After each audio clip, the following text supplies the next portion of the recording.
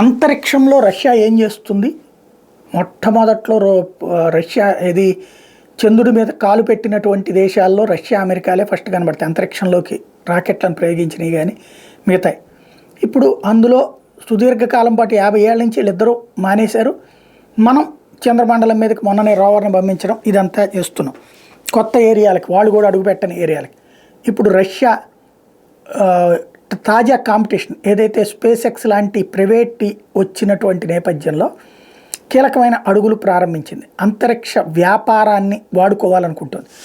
అందుకోసమని మనుషుల్ని మోసుకెళ్ళగలిగినటువంటి సరికొత్త ప్రయోగం అంగారా A5 రాకెట్ని launch is a major milestone for Putin's space ambitions అని చెప్తున్నారు.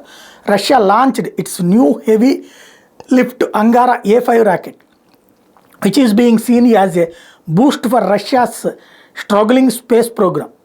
The launch vehicle is capable of carrying payloads bigger than 20 tons into orbit. The Angara A5 is reportedly the main launch vehicle for Russia's future lunar missions. ఇది ఇప్పుడు lunar మీదకి వెళ్ళాలనుకున్నటువంటి దానికి ఇదే కీలకం. తొలి ప్రయోగం సక్సెస్ అయింది. భవిష్యత్తులో దీని నుంచినే మనుషుల్ని కూడా పంపించేటటువంటి ప్రక్రియకి శ్రీకారం చుట్టబోతున్నారు.